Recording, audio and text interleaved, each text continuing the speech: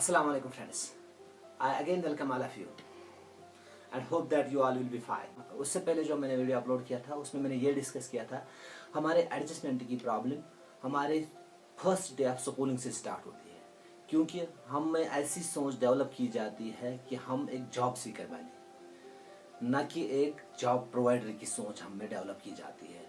आज मैं कुछ और इश्यूज डिस्कस करना चाहता हूं जो स्कूलिंग में हमारे साथ होते हैं, जिनकी वजह से फिर हमारा एडजस्ट होना थोड़ा मुश्किल हो जाता है। तो उनमें से जो इम्पोर्टेंट इशू ये है कि स्कूल में एक बच्चे को वोमिट कराया जाता है। हाँ, वोमिट कराया जाता है। अब इस बात को समझे, मैं वोमिट से क्या कहना चाहता हूँ। वोमिटिंग आई मीन एक बच्चे को नॉलेज दिया जाता है, इंफॉर्मेशन दी जाती है और एक्सपेक्ट किया जाता है वो फिर वापस बोल देते एग्जाम के वक्त, और बच्चा ऐसा करता भी है बिल्कुल, क्योंकि हमने उसकी सोच ऐसे डेवलप की होती है कि वो सारी इंफॉर्मेशन पहले सेव करता है अपने माइंड में, फिर उसी इंफॉर्मेशन को एग्जाम के दिन पेपर में डालता है। तो इस तरह से इसे मैं कहता हूँ वोमिटिंग। लेकिन वोमिटिंग हमें हेल्प नहीं करेगी एडजस्ट होने में। If we want adjust ourselves in our life, we must be developed in such a way that our inherited talent would have got its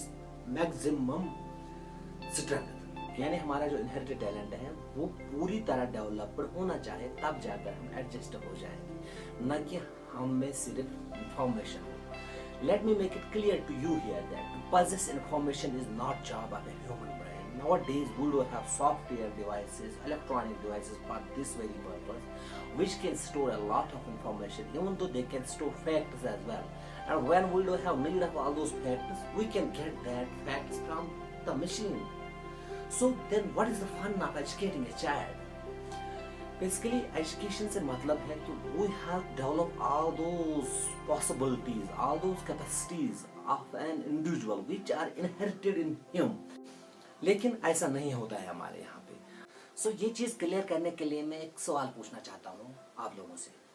I hope that आप honestly मुझे इस सवाल का जवाब देंगे, क्योंकि इस बात से आपको क्लियर हो जाएगा कि कौन सी प्रॉब्लम हमारे स्कूल में हमारे बच्चों के साथ होती है, जो बाद में उनके एडजस्टमेंट में एक बड़ी बड़ी रुकावट पैदा कर देती है। तो वो सवाल ये है, क्या आपको कभी स्कूल की तरफ से कोई कॉल आया है जिसमें आपसे कहा गया है कि आपके बच्चे का ये वाला डोमेन वीक है या ये वाला डोमेन स्ट्रांग है? कभी कॉल आया है? I think hardly any parent would have got a call. और अगर आया भी होगा तो उससे यही पूछा गया होगा कि आपके बच्चे ने वोमिट अच्छी तरह नहीं किया, यानी जो मैंने उसे काम दिया था उसने वो काम मुझे वापस नहीं दिया, वो काम अच्छी तरह नहीं करा है, क्योंकि उससे उस टीचर की रेपुटेशन पे फर्क पड़ता है, उस स्कूल की रेपुटेशन पे फर्क पड़ता है।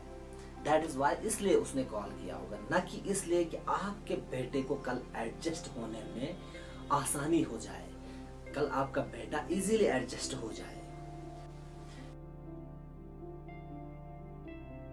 एडजस्टमेंट उसके लिए इजी होता है जिसकी क्रिएटिविटी डेवलप हुई होगी, जिसमें इनोवेटिव थिंकिंग हुई होगी डेवलप, यानी जिसकी इनोवेटिव थिंकिंग डेवलप हुई होगी उसका एडजस्ट करना इजी होता है। बट हमारे यहाँ पे क्रिएटिविटी और इनोवेशन पे कोई काम नहीं होता है, रदर इन चीजों को सैक्रिफाइस किया जाता है for the cause of getting good results in exams. तो फिर हम कैसे एडजस्ट हो जाए? अरे अभी भी वक्त है।